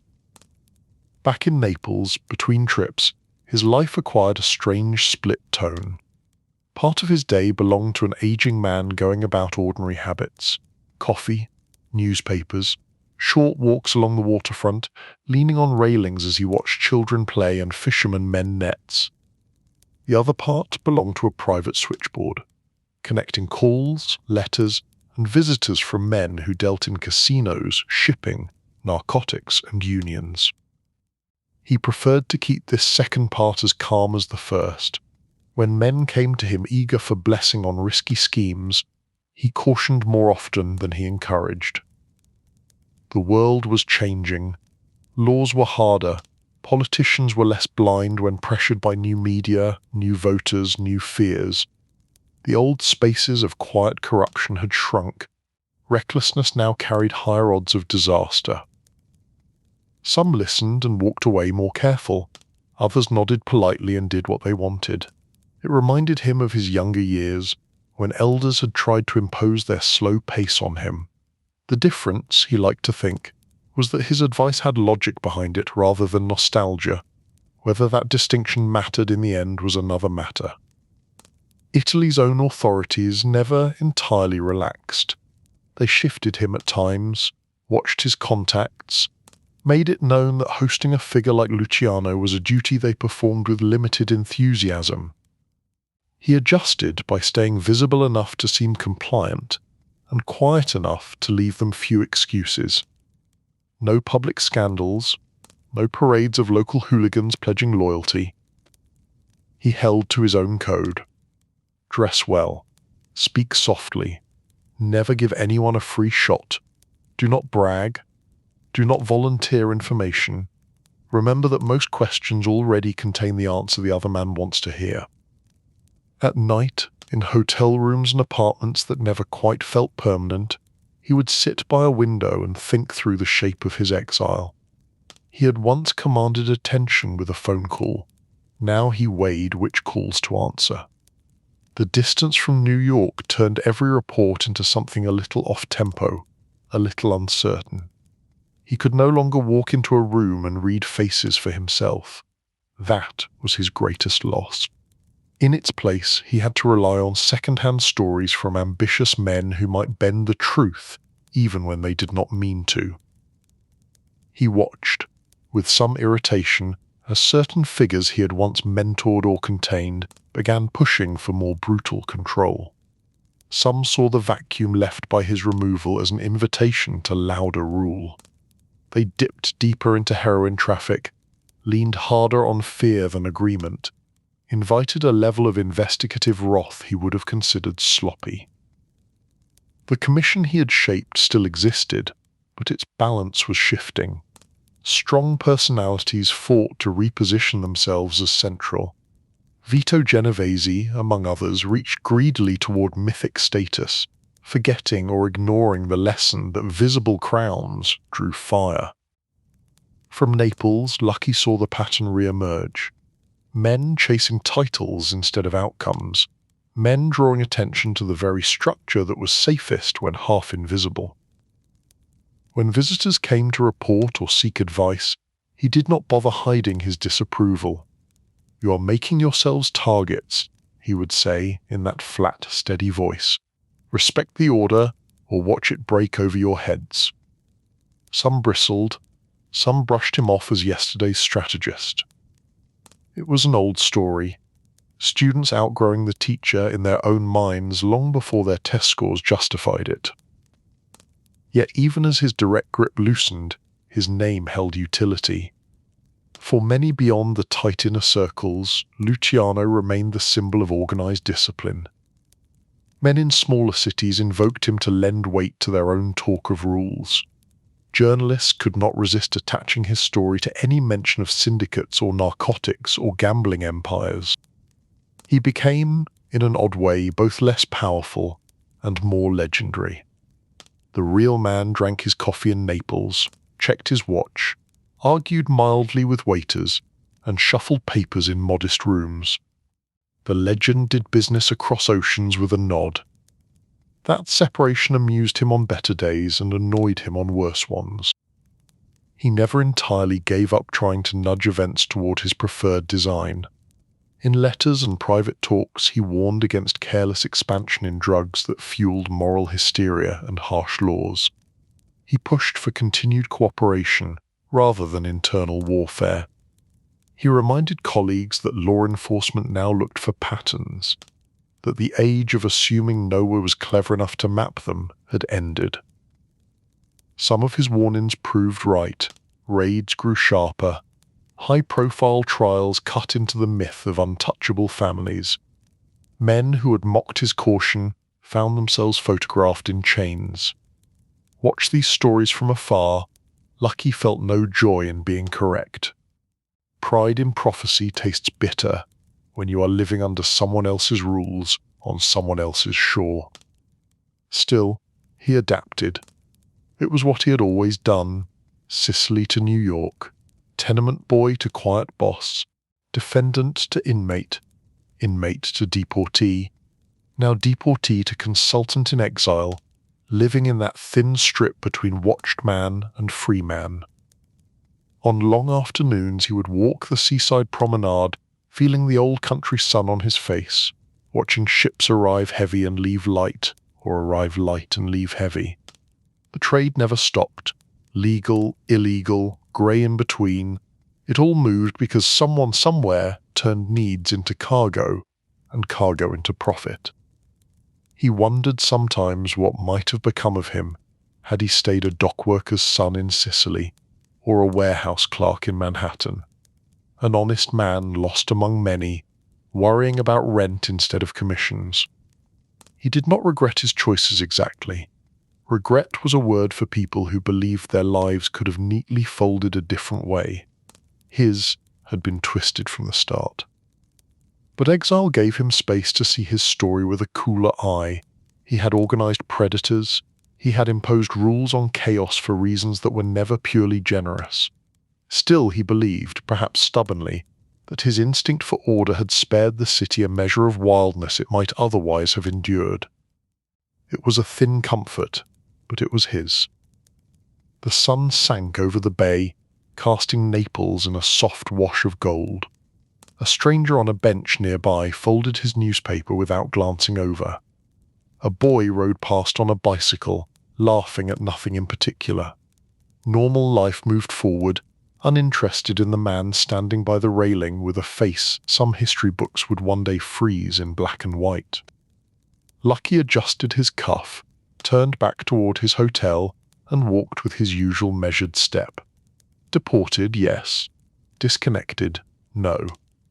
The strings he had tied in his prime still reached across water. Thinner now, tangled, sometimes pulled by clumsy hands, but present. As long as men believed he had something to say, he would keep saying it his way, calmly, without haste. The empire he once shaped no longer answered to him as it had, but echoes of his design moved through it, for better and for worse. In that sense, he remained exactly what he had always wanted to be: a man whose influence outlived his presence. Chapter 9: Shadows of Havana and the New Order. Havana's heat wrapped itself around him like an old silk scarf, soft, heavy, and carrying the faint smell of smoke. Lucky stepped through the lobby of the Nacional with a measured ease, as if an exiled guest of the island rather than a man whose arrival rearranged the quiet conversations of everyone who mattered. Marble floors, ceiling fans turning slow, bellboys hovering, foreign voices curling through cigar smoke. It was far from the Lower East Side, far from Naples, yet somehow exactly in his line of travel. Havana in those days liked the company of men with money and shadows. Casinos glittered along the water, roulette wheels sang their repeating lullabies. Bands swung gentle for tourists who wanted a taste of danger so well managed it never truly touched them. Behind that performance lay arrangements, contracts, protection, the same old questions in tropical colors. Who is in charge? Who decides the split? Who guarantees that the lights stay on and the dice keep rolling? Lucky sat as he always did, where he could see the room without performing for it. A side table, a clean shirt, a jacket just light enough for the climate, just dark enough for respect. Men arrived in twos and threes, American bosses, emissaries, new princes of territories he had once helped structure. They greeted him with a careful blend of warmth and calculation. He was not their official superior, yet none of them could quite treat him as just another retired figure passing time in the sun. This gathering in Havana, part summit and part show, felt to many like a council of victors. Prohibition was long over, the commission existed, gambling thrived, unions were tapped like wells, narcotics, a trade Lucky had always regarded with deep caution, now tempted a younger generation with its sharp profits. The syndicate, as the newspapers liked to call it, seemed to sit comfortably in its own myth. Lucky watched their confidence with a quiet, uneasy curiosity. He had wanted order, and here it was, dressed in linen and champagne. Yet he sensed something brittle beneath the surface. Too much self-applause, too many men believing their names alone could hold back the law. He listened as they spoke of expanding casino interests, of deeper partnerships with those in power in Cuba, of new ventures that stretched far beyond the smoky clubs of his youth.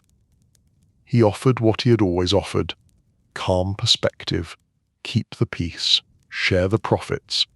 Do not push narcotics so hard that you unite every government against you. Do not flaunt. The world is listening closer now. Reporters are sharper. Federal men understand what patterns look like. Remember what happened to me. Some nodded. Some meant it. Others heard his voice as the low hum of an older era, wise but safely distant. They respected his history. They were less interested in his breaks. Among all the faces, Vito Genovese's shadow cut sharpest in his mind. Ambitious, heavy, restless. A man who had survived his own storms and come back hungry. Vito did not care for half measures. He wanted more than influence. He wanted position. Where Lucky had refused a crown because he understood its cost, Vito eyed that same crown like a prize in a shop window. Havana gave Vito a stage as well. He courted allies, whispered promises, hinted that the future needed stronger hands, more direct leadership, a bolder approach. To some, he framed Lucky as valuable but finished, a relic. Respectable as a story, less necessary as a guide. It was not a frontal challenge. It did not need to be. Ambition works better in sideways glances than in shouted speeches. Lucky could read those glances as clearly as he once read tenement stairwells. Sitting in the thick air, he understood what was forming. The order he had built was being weighed by men who had not felt its early fragility. They had inherited a structure and mistaken it for a law of nature. Outside their circles, another pressure tightened. American newspapers and agents had grown tired of the romance attached to Havana gatherings. The sight of known figures wandering in and out of grand hotels irritated men whose careers were built on being seen chasing the underworld. Reports traveled back to Washington. Questions were asked. Why is this man, once deported as an unwanted criminal leader, appearing here as if on holiday? Why are these familiar names having such a fine time? Cuban authorities, sensitive to both money and foreign displeasure, began to shift. Hospitality cooled by a few degrees. Attention sharpened. It was one thing to profit quietly from casinos and arrangements. It was another to seem defiant toward a powerful neighbor waving headlines. The conference in Havana, which had begun as a show of coordination, turned into a signal flare. Agents took notes. Politicians found an easy talking point. The myth of a single organized network meeting in the open became too convenient a story to ignore. For Lucky personally, the consequences came faster than most expected. One moment he was in lobby chairs and private suites, counseling calm like a seasoned broker. The next, Cuban officials, under strong suggestion, made it plain that his visit had expired. Detention, paperwork, a flight back toward Europe. No long arguments, just that old simple message in a new accent. You are useful until you are inconvenient. He left Havana knowing precisely what had happened. He had allowed himself to step too visibly back into orbit, not on American soil, but close enough to irritate. He had trusted that his role as elder mediator would be seen as stabilizing. Instead, his presence gave critics a clean silhouette to point at. It was a mistake, he admitted privately, not because the meetings were pointless, but because the display had been careless. Back in Italy once more, he felt the circle close a little tighter around him. More watchfulness from authorities, less freedom to travel, more insistence that he was to live as a quiet man of uncertain means, not as a travelling statesman of an invisible parliament. From this narrower perch he watched, as the men who had once sat at Havana tables went on without him. Some deepened their hold on casinos and hotels until politics overturned those arrangements. Some pushed harder into narcotics, pulling the full anger of law enforcement upon them. Some turned on wet another, internal betrayals cracking the illusion of perfect unity. He had predicted much of it. Order, left unattended, decays under ego. The commission still existed, but its decisions were now shaped by men whose patience was shorter than his. They gambled that their reach and money could shield them forever. It felt to Lucky like watching children play with a safe they did not know was open on the wrong side. Visitors still came, though less often and more cautiously. They sat in his Naples rooms or in quiet corners of cafes, updating him on New York and other cities. They asked his opinion on feuds, on business moves, on how to read the temperature of the authorities. He would listen, ask a few precise questions, and then tell them in that same even voice, keep violence controlled, respect your own rules. Federal men understand the word conspiracy now. They read, they connect, stop helping them. Some took his warnings to heart. Others smiled at him as smiles at a respected elder whose caution feels out of fashion. For every careful lieutenant, there was another who believed that clever lawyers and creative accounting would keep them safe no matter how brazen they became. Lucky, hearing their confidence, felt the same weary certainty he had felt listening to Masseria and Maranzano talk about unshakable power. In his quieter hours he took stock of his own standing. He was no longer the quiet architect behind every major decision. Too much distance, too much time, too many new players. But he was not irrelevant. His name, rightly or wrongly, still carried the idea of organized discipline. Some used that name as cover, some invoked it as warning. He could not fully control either use, but he understood that very few in their world would ever be granted such long-lasting present. He walked the waterfront in Naples and thought about that. Legacy in his line of work was usually written in brief lines, unalived in a doorway, vanished on a drive, locked away and forgotten. He had bent that pattern. Exile, yes. Loss, yes. But still walking, still consulted, still, whether they admitted it or not, a reference point for the men trying to manage the complicated engine he had helped design. He did not lie to himself. He knew what his empire had cost other people.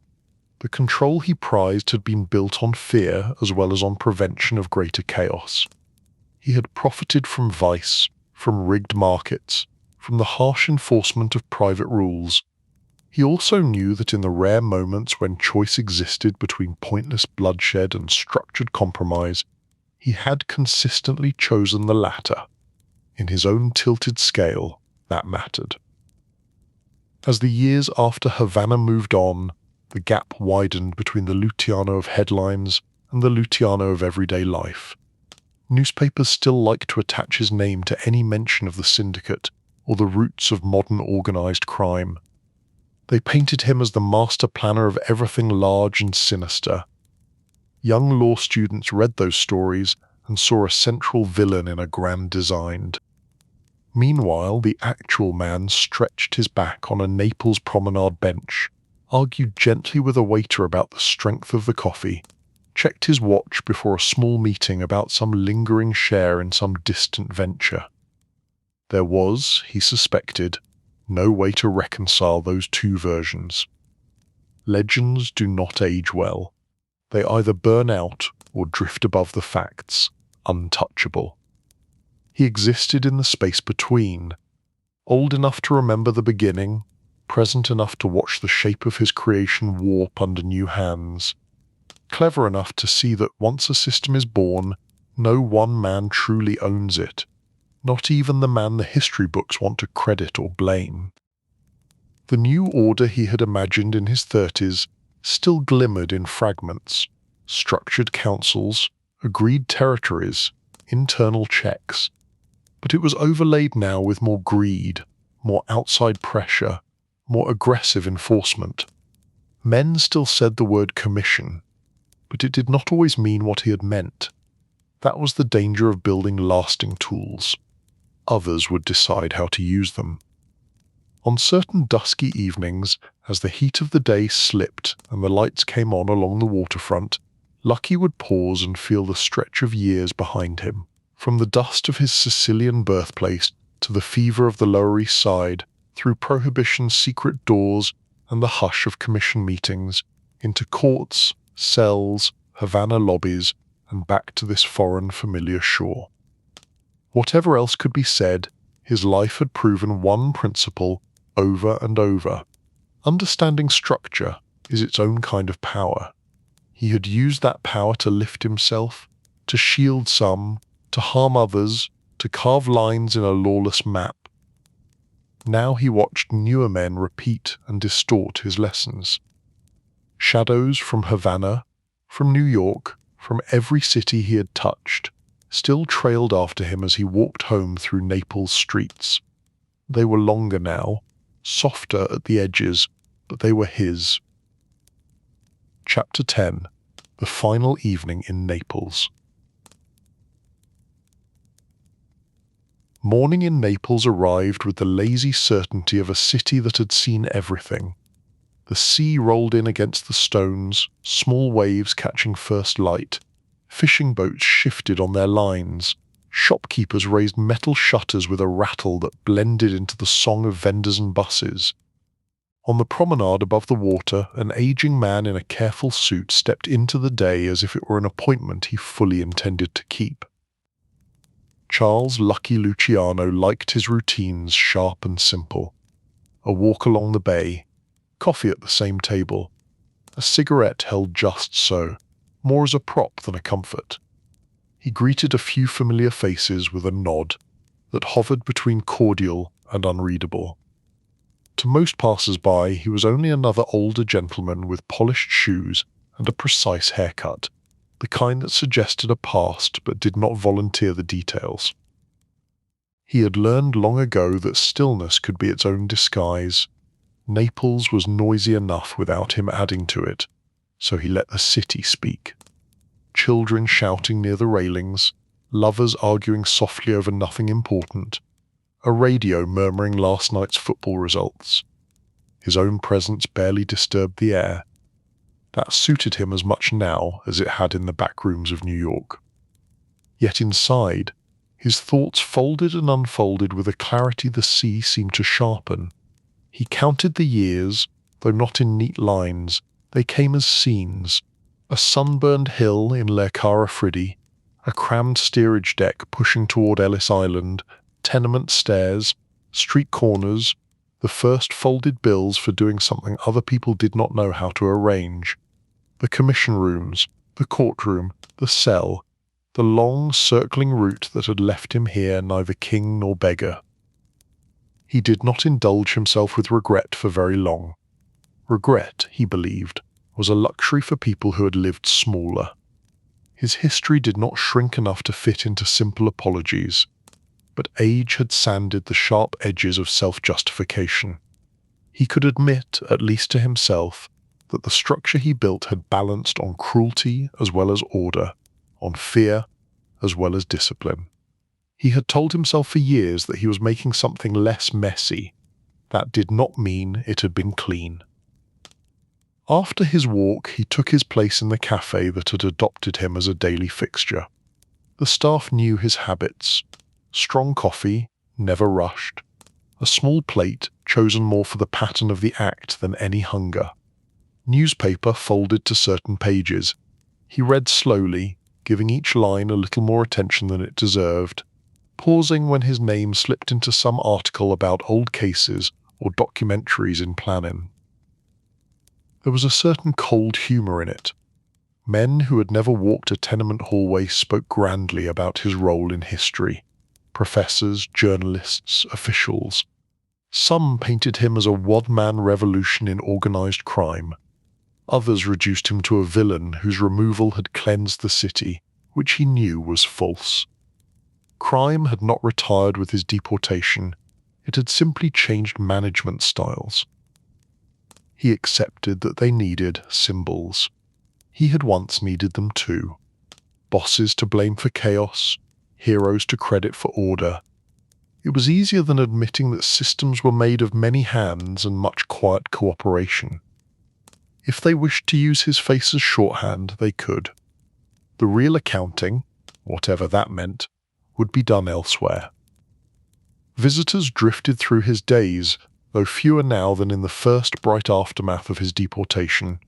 Old contacts, cautious emissaries, curious younger men who had carved their own positions and wanted, secretly, the blessing of a legend. They came to his rooms or met him in corners of hotel lobbies, pulling chairs close, lowering voices more from habit than necessity. "Tell me," they would begin, "how to read this man, this situation, this shift in the commission, this federal project, this opportunity." Lucky answered as he always had, with simple advice that carried more weight than ornament. Keep the peace when you can. Share before you break. Stay away from trades that make the public scream. When the newspapers say conspiracy, you are already late. Do not turn yourself into a poster on someone else's wall. He knew some of them only wanted a story to take home, proof they had sat with him. Others genuinely heard and adjusted. Some did neither. Once a man has tasted a little power, warnings from an old exile can sound like caution from another country. Still, he kept offering the same dry wisdom, not out of charity, but out of recognition. Every reckless mistake they made reflected back onto the structure that bore his fingerprints. Even from afar, he felt a certain unfashionable responsibility for that. It was around this time that the talk of a film became more than rumour, a picture based loosely on his life, or the idea of his life. Producers and writers saw in his story a ready-made narrative. Poor immigrant boy, streets, ascent, power, fall, exile. The familiar pattern audiences understood, with names that had already captured their imagination. The notion appealed to him on several levels. It flattered his pride, certainly. It also offered a last tool of control. If the world insisted on making him a symbol, perhaps he could at least bend the outline, emphasize the strategist over the brute, the architect over the bully, show that there had been thinking behind the crimes and not just appetite.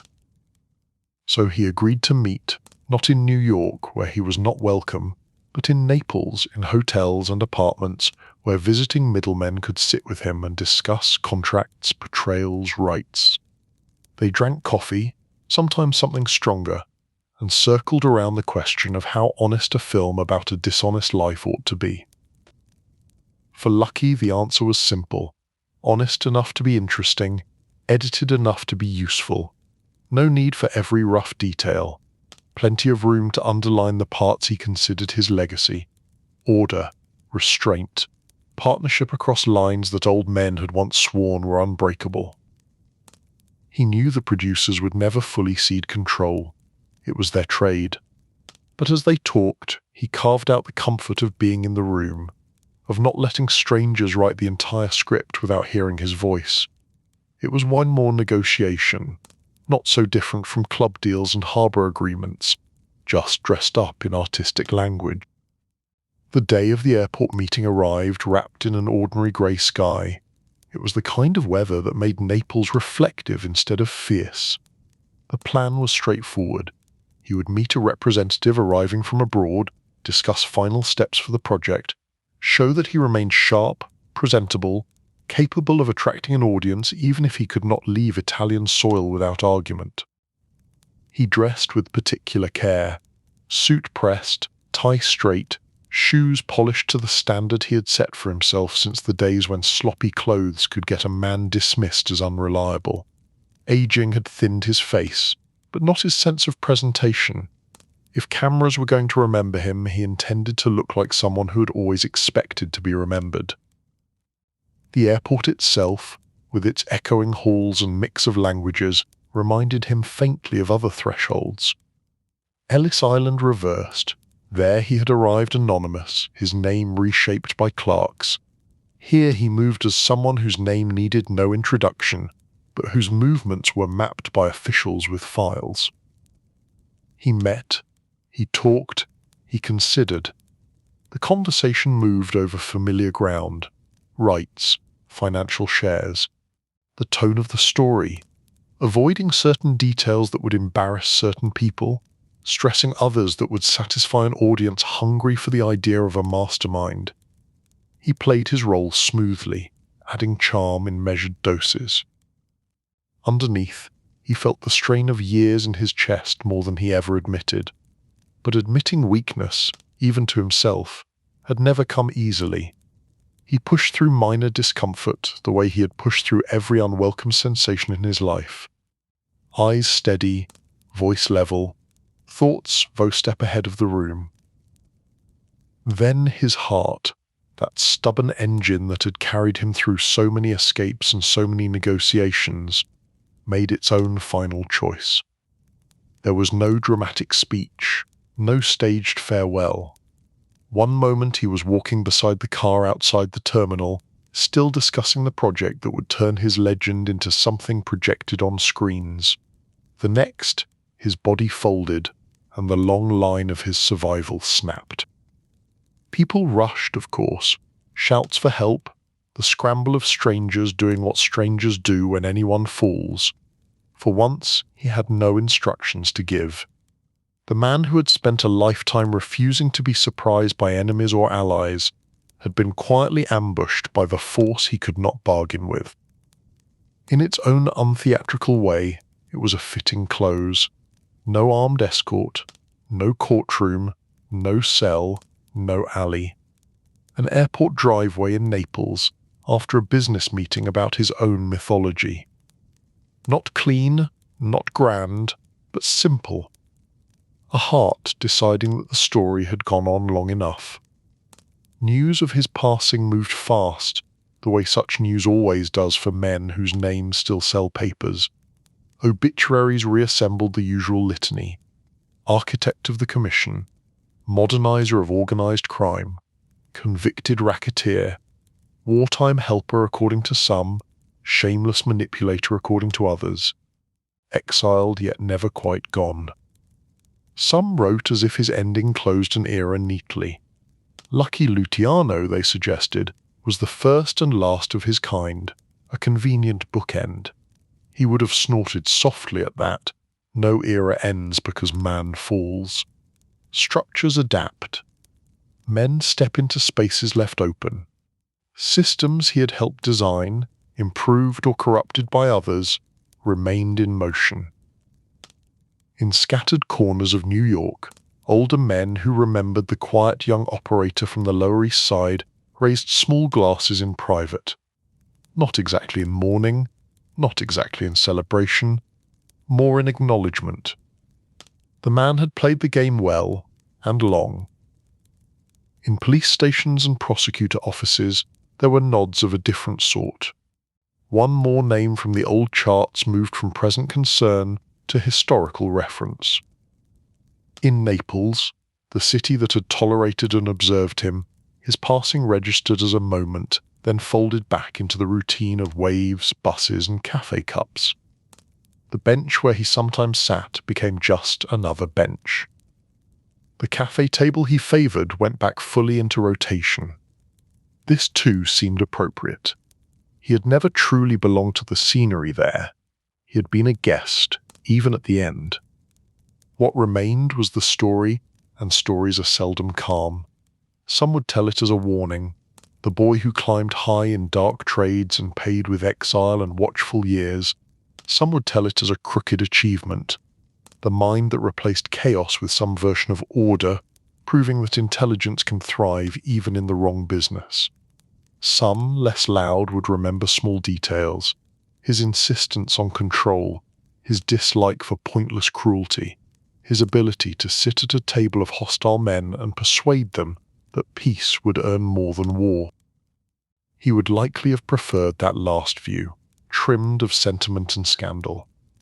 He saw himself as a manager, in a world that refused to be honest, a man who organized what others pretended did not exist. It was not a defense so much as a description. History, more patient than any courtroom, would spend a long time deciding how much weight to give that framing. For those listening now, in the quiet hours with the lights low and the sea very far away, his life can be taken as a slow, cautionary tale, not a noisy fable about sudden doom, but a steady demonstration of how power built on sharp vision still drags its own shadows. He understood systems. He built some that outlived him. It brought a measure of order and a great deal of harm. Both statements fit. In the end, the boy from Le Cara Friddi who stepped onto a ship with nothing certain had carved his name into the underside of 2 nations. He had risen without permission, ruled without a crown, fallen without begging, and walked his last years within the narrow border between respect and surveillance. He had wanted control above all things. Life had given him much of it, then taken the rest away on a grey day outside an airport. There is a certain quiet in that ending. No chase, no spectacle, just a man whose choices finally stopped accumulating. The city of Naples kept breathing. New York kept dealing with the descendants of his designs. The sea moved, indifferent as ever. And somewhere between those places, at the point where a Sicilian hillside memory meets a Manhattan skyline dream, the outline of Lucky Luciano remains. A calm, dangerous, disciplined presence in the long story of how people try to run the world from back rooms and what it eventually costs them.